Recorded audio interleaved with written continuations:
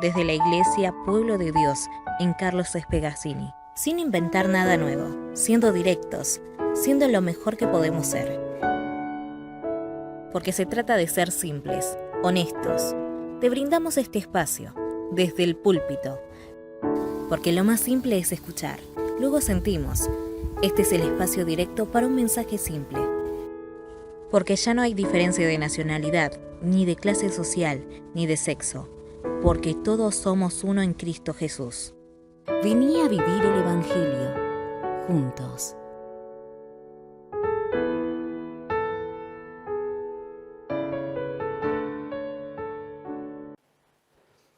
Todavía reina, siempre reina.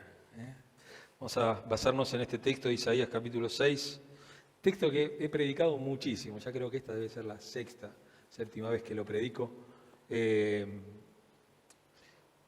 Por lo general siempre lo predico en épocas en donde la gente opone o tiene poca fe en los gobernantes. Por eso quería que veamos este texto. En vez de empezar por el principio, hay que empezar por el texto, donde dice nuestro texto.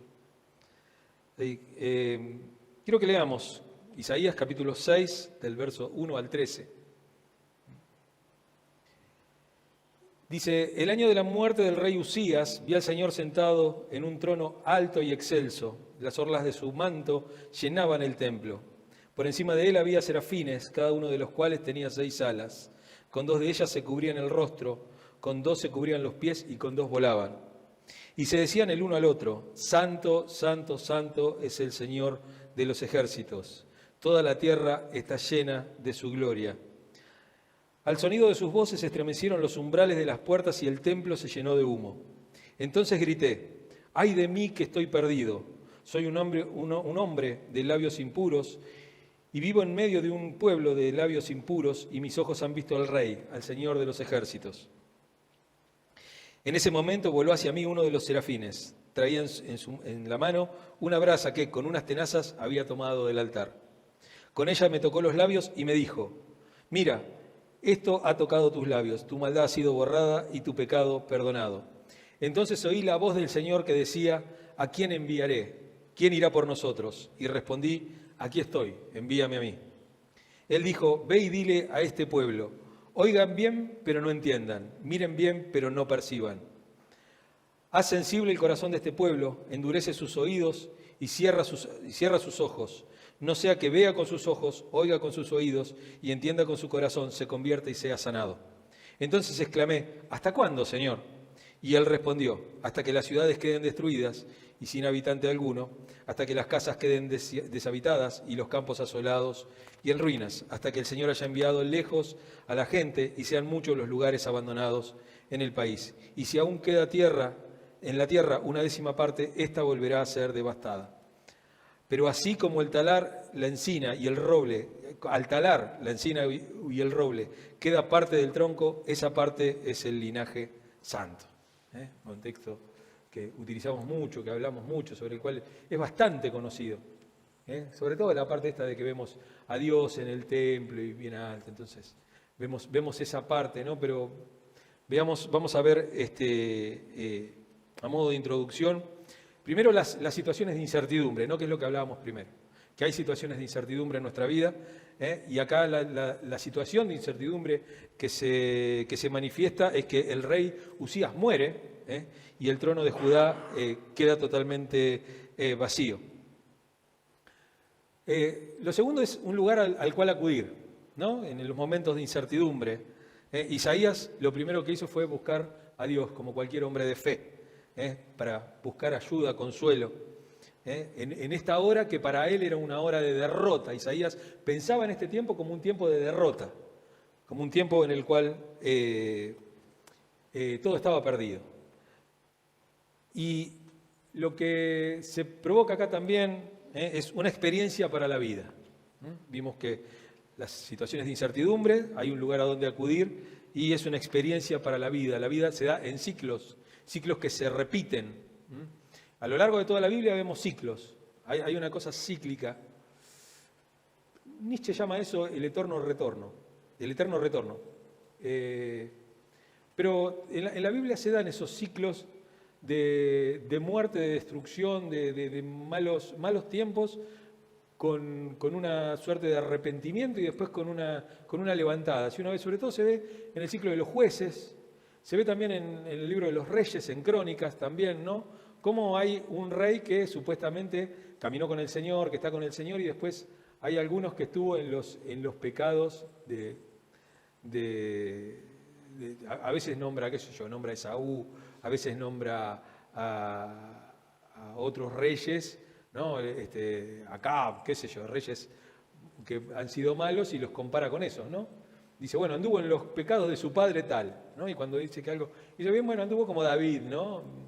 Como si David hubiera andado muy bien, pero tiene esos ciclos.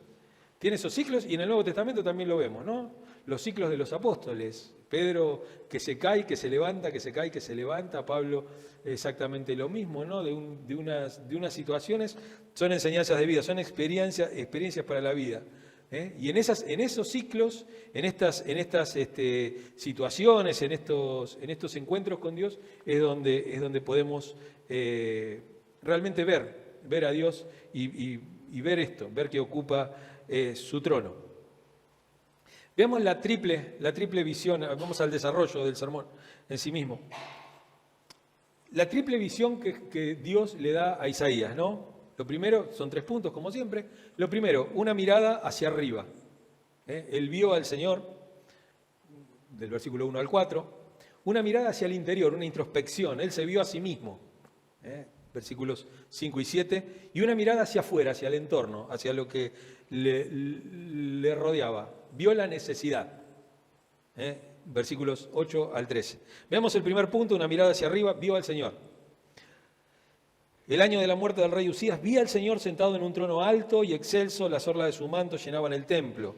Por encima de él había serafines, cada uno de los cuales tenía 6 alas. Con 2 de ellas se cubrían el rostro, con 2 se cubrían los pies, y con 2 volaban.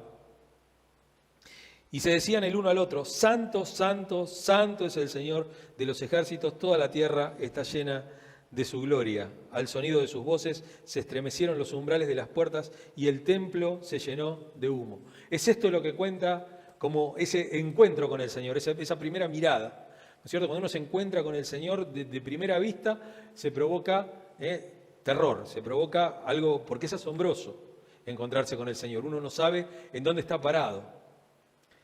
Y lo primero que tenemos que ver en Isaías, en esta historia, es que uno a veces tiene la mirada puesta en el hombre.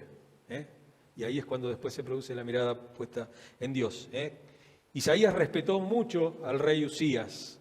El rey Usías lo van a encontrar en la Biblia con varios nombres, depende del autor. Usías, Azarías, o Usías, o Osías también, que no es el osito de Mameluco, sino que es Osías, con Z aparte, ¿no? Y él vivió 66 años, ahí en el año 825 al 759, ese es su periodo de vida, y gobernó durante 52 años. Así que era muy chico cuando empezó a gobernar. Gobernó del 767 al 740, hasta el año del 740, porque después fue un tiempo en el cual, si ustedes lo recuerdan, es el rey que después tuvo lepra, que le había brotado la lepra. Y así que no pudo conducir más los destinos del país y estaba solo en otra casa y su hijo fue el que lo... Pero en esos 52 años en los cuales él reinó, él llevó a Israel en un programa no solamente de paz, sino de prosperidad, de mucha prosperidad. Y en ese momento en el que Usías reinó, pasó algo que también los límites de Israel se habían extendido. Quiero que noten esto, quiero que noten la forma de gobernar de Usías y lo que había provocado en el pueblo. Después está esta historia, está contada ahí en el segundo libro de los Reyes, capítulo 15, y en el segundo libro de Crónicas, en el capítulo 26, está contada la historia de cómo le brotó la lepra. Y yo creo que acá hay una mano de los levitas, porque le brotó lepra como le puede haber brotado a cualquiera la lepra. Pero como había sido un rey tan bueno, ¿Cómo justificamos que a alguien bueno le pasen cosas malas? Estamos en un periodo totalmente deuteronomista, en un periodo bien meritocrático. Deuteronomista porque está basado en Deuteronomio 28 y 29. ¿No es cierto? Si haces las cosas bien, te van a salir las cosas bien. Si haces las cosas mal, te van a hacer así la mal. Después va a venir Job y le va a pegar una patada a eso y chau.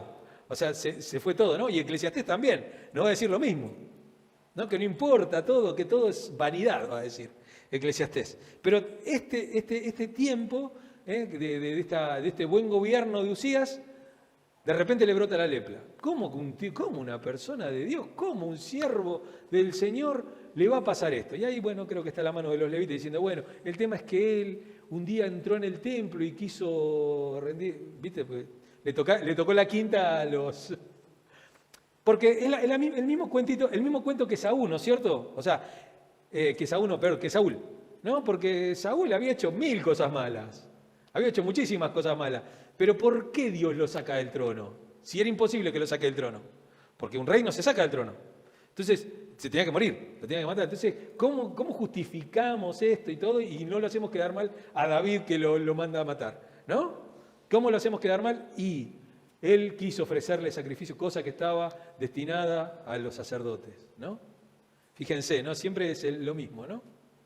Siempre pasa exactamente lo mismo. Hay como una segunda historia detrás de esta historia. Pero lo importante es esto, lo importante es que el rey Usías, más allá que después se haya agarrado lepra, como le podía haber agarrado, no sé, escorbuto, no sé, cualquier cosa le podía haber agarrado, ¿no? Como a cada uno de nosotros, hacemos las cosas bien, pero era un rey que había caminado con Dios y que había hecho bien las cosas y que había llevado al pueblo a un estado de bienestar, a un estado de prosperidad, donde se habían enriquecido muchos. Y lo segundo es que prosperidad no es igual a santidad.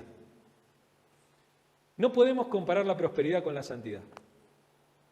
Es una animalada, es una burrada teológica, bíblica, la teología de la prosperidad. Vos podés ser muy santo, podés caminar con el Señor, podés tener muchas bendiciones espirituales y no podés prosperar económicamente.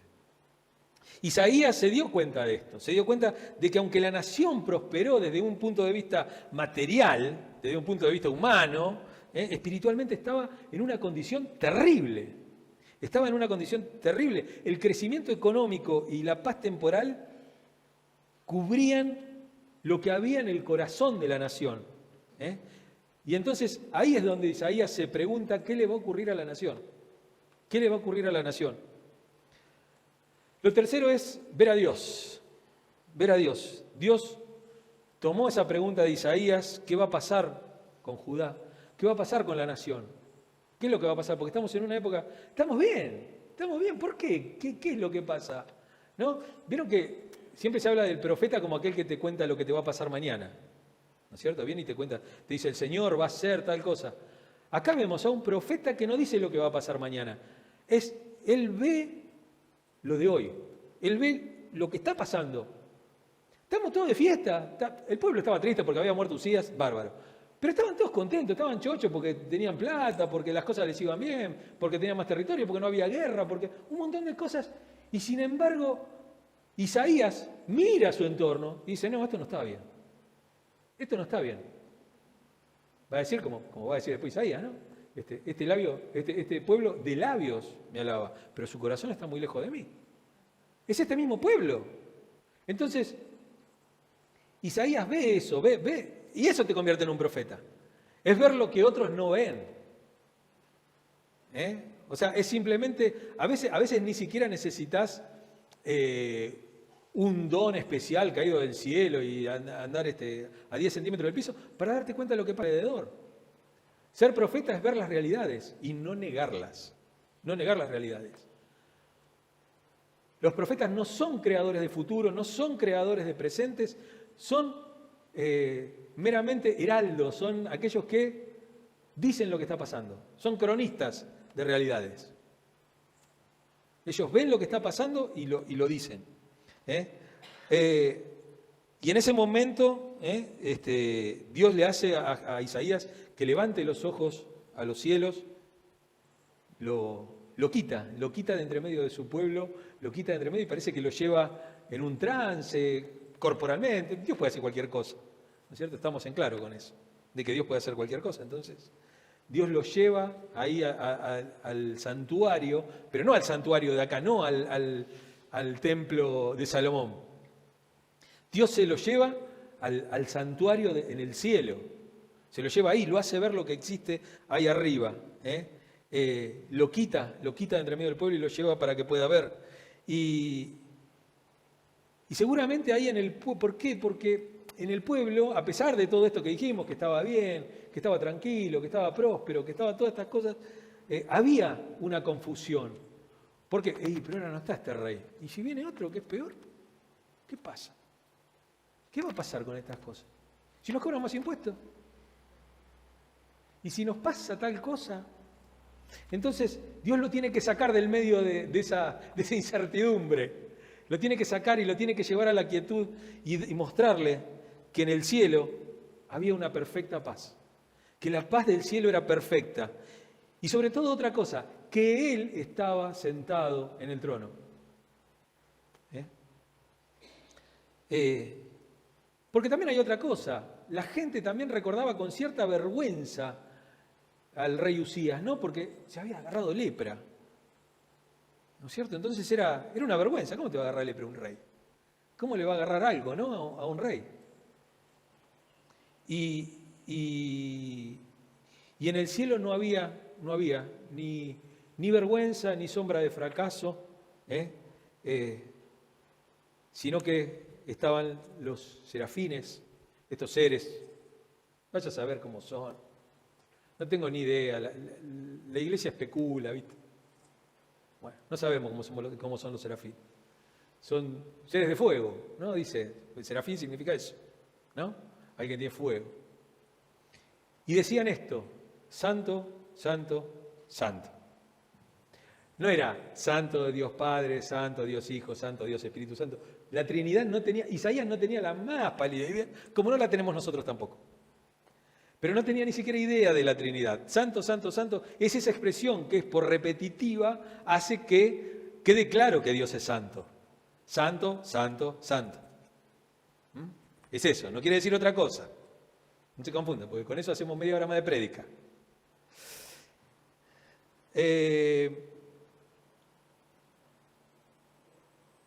Esperemos, acá. ¿Dónde está el 1 acá? Acá. Juan, capítulo 12, verso 38, no lo puse. 38 al 41. Nos informa que Isaías vio a Jesucristo, a la imagen de Jesucristo. Recuerden esto solamente, que Dios, que Cristo es la imagen del Dios invisible. A Dios nadie lo ve, ¿no? Es la imagen del Dios invisible. Así que lo que vio Isaías era Cristo. Lo vio a Cristo. Juan capítulo 12, verso 38, se los leo así rápido. Así se cumplió lo dicho por el profeta Isaías. Señor, ¿quién ha creído a nuestro mensaje y quién ha revelado el brazo del Señor? Porque no podían creer, pues también había dicho Isaías, les ha cegado los ojos, endurecido el corazón, para que no vean con los ojos, ni entiendan con el corazón, ni se arrepientan y yo los sane. Esto lo dijo Isaías porque vio la gloria de Jesús y habló de él. ¿Se dan cuenta? Ahí Juan nos aclara que lo que vio Isaías era la gloria de Jesús.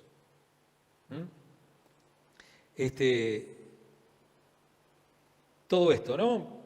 Su manto real llenaba el templo celestial, la casa se llenó de humo, ¿no? Eso se ve en varios textos, sobre todo en Crónicas, cuando hay una rededicación del templo o algo y los sacerdotes entran en el templo y dice que la gloria de Dios, la Shekinah de Dios, llena el templo y se llena como de humo, y de manera tal que dice que los sacerdotes no pueden ministrar en el medio, están ciegos, ¿no? Por ese humo, por esa gloria de Dios. Los serafines, ¿no? Los de fuego, sería Sandro y los serafines. Ni se enteró, Graciela. Sandro y los serafines, Sandro y los de fuego. ¡Ay, sí! Sí, estaba dormido. Porque eso significa serafines, ¿no? Los de fuego. Le alababan por la santidad y la gloria. Dice, toda la tierra está llena de su gloria. No, para algunos que dicen que hay lugares embrujados. No, estos lugares acá, esto está dedicado a Satanás.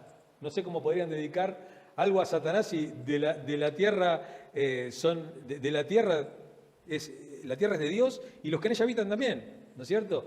Toda la tierra está llena de su gloria. Él no dijo, la tierra va a estar llena de su gloria cuando Cristo vuelva. Él dice esto, él dice, la tierra está llena de su gloria. No está hablando en tiempo futuro, está hablando en un presente continuo. Y Isaías, como creo que cada uno de Israel en ese momento, y como nosotros hoy no vemos mucha gloria en la tierra, no nos damos vuelta, más bien parece que la tierra está llena de violencia, ¿no? Como dice Dios en Génesis capítulo 6, verso 11, ¿recuerdan? Cuando después viene Noé, ¿no es cierto? Después viene, dice, la tierra estaba llena de violencia. Y uno parece que ve eso, ¿no? Pero Isaías ve otra cosa, y Dios ve otra cosa. Dice, la tierra está llena de la gloria de Dios. Los ángeles, fíjense esto, los ángeles lo ven desde el punto de vista de Dios. Por eso dicen, la tierra está llena de su gloria. Porque ellos lo ven desde el punto de vista de Dios. Y acá hablamos siempre de perspectiva, lo hemos charlado mucho, lo hemos hablado mucho. Que el cristianismo no cambia las circunstancias, que el evangelio no cambia las circunstancias de la vida, no cambia los dolores, no cambia todas esas cosas. Lo que cambia es la perspectiva de cómo miramos esas cosas. Nos da un punto de vista más alto. Con Cristo estamos sentados en los lugares celestiales. ¿Qué pasará si uno lo mira todo esto desde el lugar celestial? Te va a parecer una pavada. Te va a parecer decir, no, esto es una perspectiva totalmente distinta. Él lo llama Jehová de los ejércitos, ¿no? Un Dios guerrero, un Dios que maneja ejércitos. Un Dios poderoso, pero que a su vez tiene ejército. Y para Isaías es el nombre favorito, lo usa 61 veces en todo su libro. Imagínense, 61 veces, está bien, es un libro, ¿no? Calculemos que son 4 Isaías, más o menos. Hay 4 Isaías, hay 4 generaciones de Isaías. Está Isaías el primero, y después está el Deutero Isaías, el tercero, y el Tetra Isaías. Hay hasta 4 Isaías que van contando esta historia. Porque Isaías en algún momento se tenía que morir. Entonces, era medio difícil escribir con la tabla Ouija únicamente. Pero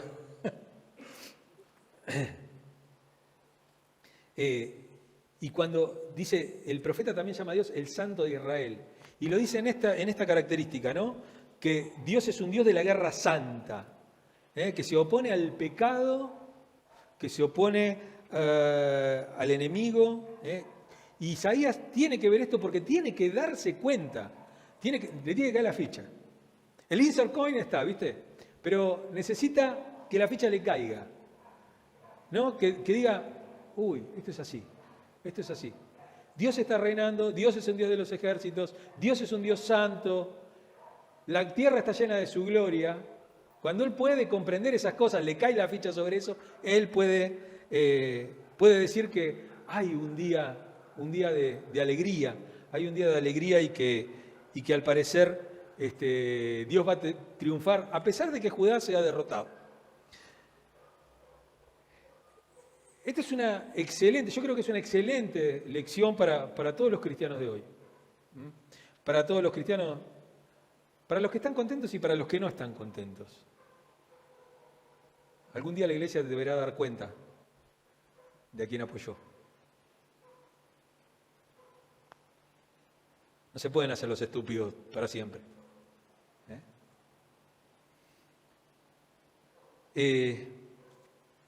Y es una buena lección, digo, para todos, porque cuando el día está más oscuro, el único lugar al cual podemos acudir es al cielo. Ahí, tratar de ver los ojos de Dios, tratar de encontrarse con Él, y darnos cuenta de eso. Dios está en el Santo Templo. Segundo punto. Esto va a provocar una mirada hacia el interior, la introspección, esto que siempre nos lleva tanto, nosotros miramos siempre para afuera. Del ombligo para afuera, de la nariz para adelante. Es así, ¿no? Uno no mira lo que pasa alrededor. Pero cuando uno se encuentra con Dios, Dios ilumina nuestra vida y revela nuestra condición. Tener una visión de la santidad de Dios nos hace percatarnos de nuestro pecado y de nuestro fracaso como personas, ¿no? Job vio a Dios y se arrepintió. Job capítulo 42, verso 6, dice, por tanto me retracto y me arrepiento en polvo y ceniza. Él se da cuenta que todo lo que está viendo alrededor, que todo lo que le pasó, que todo lo mal que le está pasando, mirá que la pasó, no las de Caín, tendría que ser las de Job, ¿no? O las de Abel al menos, porque ¿quién la pasó un poquito peor, no? Caín o Abel. Pero Job, que estaba viendo todo eso, dice, qué mal que estoy pensando de Dios, qué mal que estoy pensando. No, dice, por eso dice, me retracto, me arrepiento en polvo y cenizas. Cuando los creyentes tienen, también, ¿no? Pablo cuando,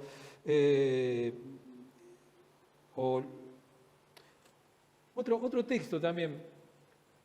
¿Recuerdan cuando Pedro ve la pesca milagrosa, cuando ve el milagro de Jesús de la pesca milagrosa? ¿No? Él llega ahí en Lucas 5:8, dice, pero al ver esto, Pedro cayó de rodillas delante de Jesús y dijo, apártate de mí, soy un pecador. Los encuentros con Jesús nos hacen ver también cómo estamos por dentro. Siempre, siempre. Si no te está provocando eso, te estás acercando mal a Jesús. Porque es un trabajo que Dios hace, ¿no? Lo segundo es una oportunidad para una conversión. Cuando los creyentes tienen una verdadera experiencia con el Señor, como estos tipos de encuentros así, no se vuelven arrogantes. Si uno ve, no, porque yo tuve, y empieza a contar, ¿viste?, la relación con el Señor, pues yo tuve una relación, porque yo ahora que conocí a Dios, el encuentro con Dios nunca te vuelve arrogante. Porque la arrogancia no es un fruto del Espíritu. Un encuentro con Dios te vuelve más humilde. Te vuelve más humilde porque te hace dar cuenta de lo que sos. Porque del polvo fuimos tomados y al polvo volveremos. Eso es lo que nos hace dar cuenta Dios. Más bien, cuando uno se encuentra con el Señor se vuelve humilde, se quebranta delante del Señor. Y fíjense lo que le pasa a Isaías. Isaías automáticamente ve ahí, se quebranta y confiesa sus pecados. Dice, ay de mí, Reina Valera 60, que muerto soy. Soy muerto, estoy frito. Me encontré con el Señor y soy no solamente una persona de labios impuros, sino que también vivo en medio de un pueblo que tiene labios impuros. No solamente soy un pecador, sino que el pueblo que me rodea también es así. Entonces, estoy muerto. Por supuesto, de la abundancia del corazón habla la boca. Es de eso, ¿no? Tiene que ver con eso. Por eso, no es lo que vos decís nada más. Si en tu corazón encerrás amargura, pleito. Por más que te quedes callado, tus poros hablan, ¿no? Pero en este caso es la boca. Y él dice, soy un hombre de labios impuros. No, y él se da cuenta que no podía contar eso. Si era un tipo de labios impuros y le iba a predicar a un pueblo de labios impuros. ¿Cómo le voy a ir a contar esto? ¿Cómo voy a hacerlo? Sabía que no podía predicar con fidelidad. Y necesitaba que Dios lo preparara, que Dios lo preparaba para esto. Y por eso tiene convicción y busca la limpieza.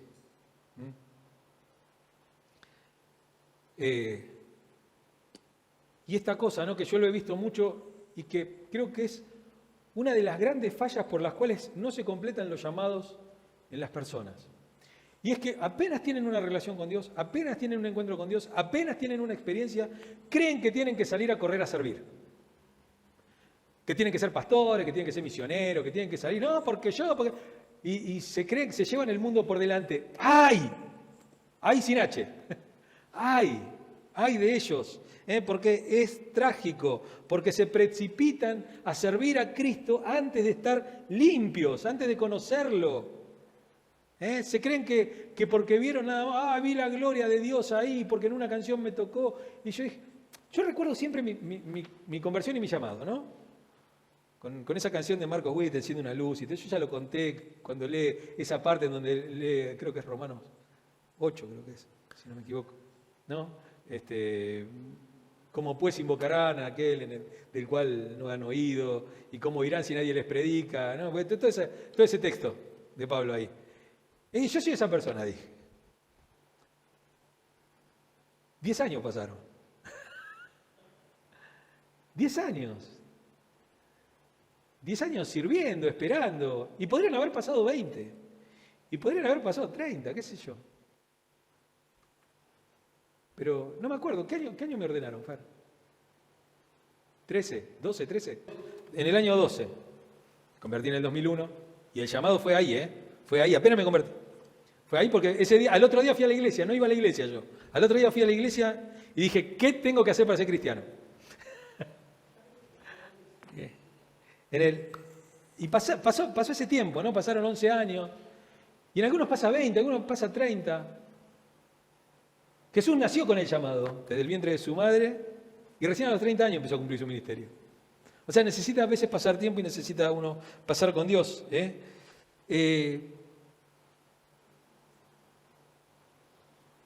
Y Dios acá toma a Isaías y Dios necesita un profeta. Y lo limpia a Isaías. Manda un serafín con una brasa, quema los labios. No es literal, muchachos. No es literal. No tomen las cosas literalmente. Es poético. Es poético. De hecho, este texto está en poema. Si uno mira Isaías, está como en un poema, ¿no? Porque uno también le canta a la novia, a la esposa, depende de quién tenga, a su esposa, y dice, ay, tus labios son como de fuego. No quiere decir que tengo que ir al Instituto del Quemado cada que le doy un beso. Tomemos las cosas, no tomemos las cosas literalmente, tomémoslas como poemas.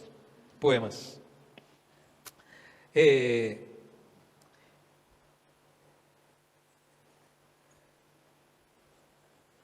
Hoy tenemos esto, ¿no? Tenemos una concepción del altar, del trono de Dios, pero sin el altar.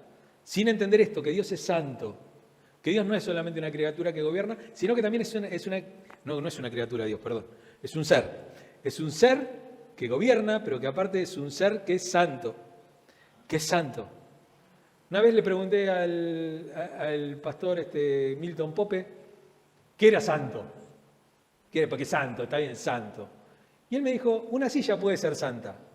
Yo, viste, me quedé helado. ¿Cómo que una silla puede ser? Sí, una silla es santa si sirve para que te sientes, aguanta tu peso y todo.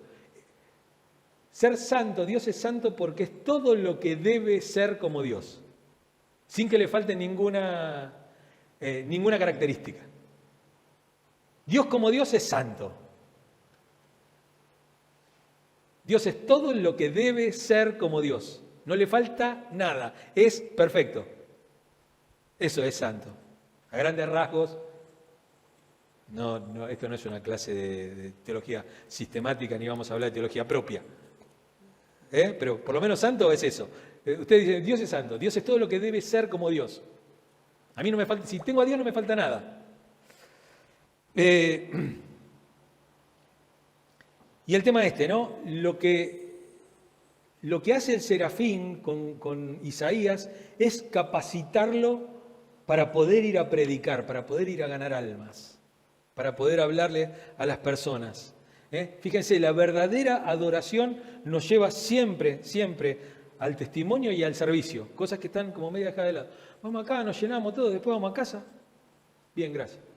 No damos más bolilla. Y hay una maravillosa palabra de aliento acá. Dios rápidamente contesta la adoración y nos limpia. Acuérdense, lo vimos en la semana donde prediqué, 1 de Juan, capítulo 1, verso 9, que habla de eso, ¿no? De que Dios nos limpia de toda maldad. Dios nos limpia de toda la maldad, porque Él anhela equiparnos y que sirvamos. Tercer punto, último punto. La mirada hacia afuera. Vimos a Dios, nos vimos a nosotros, vemos alrededor. Él ve la necesidad. Capítulos 8 al 13. Lo primero es que todo tiene un propósito. Todo tiene un propósito. Hasta acá la preparación. Hasta acá Dios lo preparó. Ahora Dios puede llamar a Isaías y le puede decir que predique su palabra, que vaya y le diga a este pueblo de labios inmundos. Al profeta ya no le preocupan las necesidades. Hay un cambio en la mentalidad de Isaías.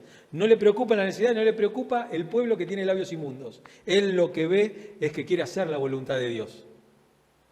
Él ya no está poniendo excusas. No, yo soy un hombre de labios impuros, no importa. No, pasa lo mismo con Jeremías. Jeremías dice, pero soy un niño, ¿cómo les voy a ir a hablar? A Dios no le importa eso. Si Dios te llama, ya no siente la carga del pecado. No siente la carga del pecado. Fue limpiado. Hemos sido limpiados. Nosotros también. Porque este proceso en el cual entró Isaías, nosotros ya lo hemos tenido. Dios ya nos ha llamado, nos ha convocado, nos ha traído con cuerdas de amor, nos ha limpiado. Nos ha limpiado y nos ha enviado. Pero uno se deja de sentir desanimado y sabe dónde está el trono de Dios. El trono de Dios no está en la iglesia, el trono de Dios no está en una catedral, no está en una imagen, no está en la adoración, ni en los grandes grupos, ni en los predicadores, ni en los pastores, ni apóstoles, ni como cornos se quieran llamar entre ellos. El trono de Dios está en un lugar inaccesible, que no se puede tocar, que siempre va a estar ahí y que es eterno. Y esa es nuestra confianza. Lo segundo, nos alista, nos pone listos, nos deja listos para la misión. Ahora Isaías está listo para salir a trabajar, para salir a poder contar esto. Y es el llamado de Dios, es la evidencia de la gracia de Dios. De la gracia de Dios. Porque aún siendo pecadores, porque aún siendo lo que somos, Dios nos llama igual, de esa misma manera. Dios también está dispuesto a usar seres humanos. Podía enviar a uno de estos serafines a predicar, ¿no? Podía enviarlo a Gabriel, que está en casi todos los llamados, en todas las vocaciones, está siempre el mismo ángel, ¿no? El ángel Gabriel, el arcángel, el ángel, ¿no? Siempre hay alguien. Sin embargo, él utiliza labios humanos siempre, bocas humanas, palabras humanas. De hecho, la encarnación no se encarna en un carpincho, se encarna en una persona, en un ser humano.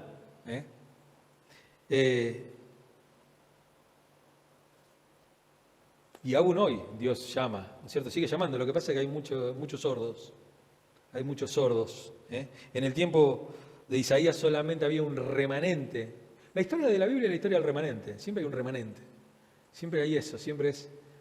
El pueblo siempre se tuerce por lo general, pero siempre hay un remanente fiel. Lo tercero es que corra el mensaje, que corra la palabra de Dios. Ve y dile a este pueblo, dice. Ve y dile a este pueblo. Esta es la misma comisión que nos da Dios hoy. Hechos capítulo 1, verso 8 dice, y serán mis testigos. ¿No? En Jerusalén, hasta lo último de la tierra. Me seréis testigos, me serán mis testigos. Es el mismo llamado, no hay otro llamado. Dios no le dio una misión fácil al profeta, tampoco nos da una misión fácil a nosotros. Nos da una misión de ir a poder predicar. Y dije que este año, dijimos, nos hemos preparado. Estamos todos en el mismo espíritu. Tenemos las mismas convicciones. Nos hemos dado cuenta de la realidad del Evangelio, que no se trata ni de escuelita dominical, que no se trata del diezmo, que no se trata de la ofrenda, que no se trata de que cuántos músicos tenés arriba, que se trata de otra cosa, que no es lo que haces en la iglesia, sino lo que haces fuera de la iglesia. Entonces es un tiempo, yo creo que el 2024, 2025, va a ser un tiempo de ser realmente pescadores de hombres y de mujeres.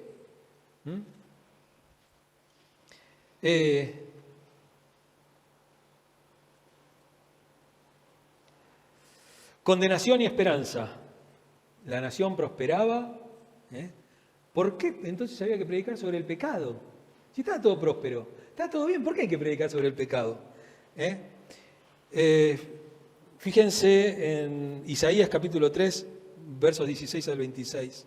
¿No? Pero agarro solamente un pedacito. Dice, a las hijas de Sión, son tan orgullosas que caminan con el cuello estirado, con ojos seductores y pasitos cortos, haciendo sonar los adornos de sus pies. ¿No? Ahí para hacer sonar. A ellas no le iba a gustar esta prédica. Si estaban prosperando, ¿cómo le vas a ir a predicar eso? Ni tampoco le iba a gustar a los dirigentes. 5:8 de Isaías también ahí, subsiguientes, después pueden leerlo en su casa. Ay de aquellos que acaparan casa tras casa y se apropian de campo tras campo hasta que no dejan lugar para nadie más y terminan viviendo solos en la tierra. Y después dicen que el Evangelio es el espíritu del capitalismo. ¿No leyeron? ¿No estamos leyendo la Biblia? ¿Qué es lo que leen? Las crónicas ¿Qué es lo que están leyendo? Dios es el Dios de los pobres. Dios no es un Dios capitalista. Lo dice una y mil veces. No lo dice una sola vez. No es un versículo sacado al azar. Como me dijo una vez un hermano que ahora dice, no, porque mi pastor no sabés qué bendición que tiene. Ah, sí. Digo, ¿qué hace tu pastor? No, mi pastor dice, trabaja con una inmobiliaria, dice, con un banco, qué sé yo. ¿Viste lo que le están por rematar la casa? Y todo él va y se las compra a la mitad del precio. Dice, así tiene como 16, 17 casas. Dios lo está reprosperando. ¡Burro!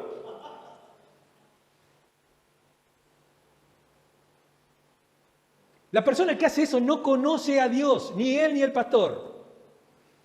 Es un ciego que está siendo guiado por otro ciego. Vamos a leerlo de vuelta. ¡Ay de aquellos que acaparan casa tras casa y se apropian de campo tras campo hasta que no dejan lugar para nadie más y terminan viviendo solos en la tierra! Cuando la gente está rica, cuando es rica, llena, satisfecha, no cree en el juicio que se avecina. No cree que va a haber juicio. ¿Qué me va a sacar a mí?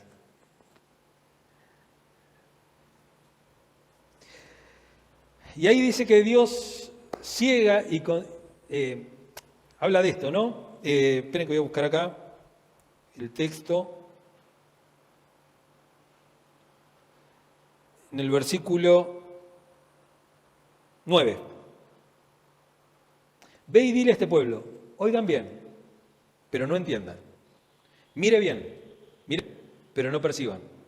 Haz insensible el corazón de este pueblo, endurece sus oídos, cierra sus ojos, no sea que vea con sus ojos, oiga con sus oídos, entienda con su corazón, se convierte y sea sanado. ¡Wow! Entonces, ¿para qué viene a predicar? Porque cuando uno predica, cuando uno evangeliza, hay una doble función. Hay salvación y condena. Quiero que veamos esto. ¿Realmente dice Dios que ciega y condena a propósito a las personas? No, de ninguna manera. Lo que dice que es que la palabra de Dios tiene un efecto endurecedor y cegador sobre los pecadores, que no quieren oír su mensaje. Así como el sol derrite la cera y endurece la arcilla, así es la palabra de Dios. Eduardo puso en el libro de Job, cuando no se puede parar de sufrir, pone un ejemplo que dice la papa y el huevo. Y él dice, cuando uno hace una ensalada o algo, pone papas y pone el huevo. El huevo se endurece y la papa se ablanda.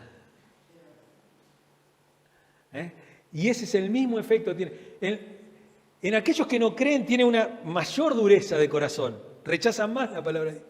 Pero aquellos que realmente se humillan delante de Dios y que tiemblan delante de su palabra, como leíamos también en Isaías el otro día, provoca el efecto contrario.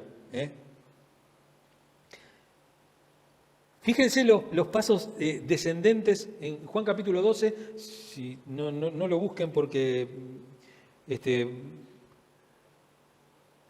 versículo 37 del versículo 12 de Juan, dice, a pesar de haber hecho Jesús todas estas señales en presencia de ellos, todavía no creían en Él. Fíjense este paso descendente, porque esto es 2 escalones y al abismo. ¿No? Dice, a pesar de haber hizo muchos milagros, pero no creían en Él. Versículo 39, como no creían, no podían creer. Lo segundo, no podían creer, versículo 39. Por eso no podían creer. Pues también había dicho Isaías, este texto que está acá, es este texto ¿no? Y así no creerán, versículo 40. Y así no creerán. Por eso dice, les he cegado los ojos, endurecido el corazón, para que no vean con los ojos, ni entiendan con el corazón, ni se arrepientan, y yo los sane. Pero es todo producto de la incredulidad del hombre y de haber despreciado esto. Ellos sellaron su condenación. Pero nosotros, como siervos de Dios, tenemos que proclamar la palabra sin importarnos cómo responda la gente. No, antes ya le dije muchas veces, no va a venir. ¿Qué te importa? ¿Qué te importa? Predicar a tiempo y fuera de tiempo. No hay que ser molesto, no hay que ser hinchón. Lo que hay que hacer es continuar. Porque si uno va y se va con la Biblia bajo el brazo y lo quiere convencer a alguien, iba a ser medio difícil. No, creo que no hubo mayor ejemplo de esto que las últimas elecciones. ¿Por qué? Porque no se gana con argumentos. No se gana con estudios, se gana con hechos. Y así también es con el Evangelio. No se gana con argumentos, no, porque lo que pasa es que la Biblia dice que Dios es un Dios trino, que habita en la eternidad y que... Olvídate. Con hechos, no palabras, facta non verba. Parezco, ¿no?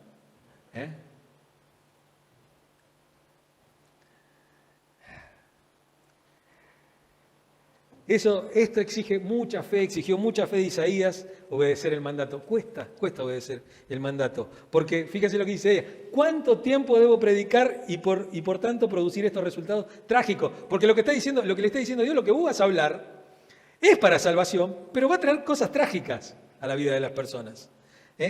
Hasta que haya concluido mi juicio sobre la tierra. Obviamente el texto es más largo, ¿no? Pero yo quiero que veamos esto, todo esto, todo el periodo de la tribulación, Dios después va a volver, todo eso ya lo sabemos, tenemos toda idea. Pero fíjense cómo termina este texto, el texto con el que empezamos, ¿no? Yo ahí lo separé, incluso le puse creo que colores y todo. Porque esto es un diálogo, fíjense, versículo 3, y se decían el uno al otro, lo que decían entre sí los serafines. Dice en el versículo 5, entonces grité, Isaías, ¿no?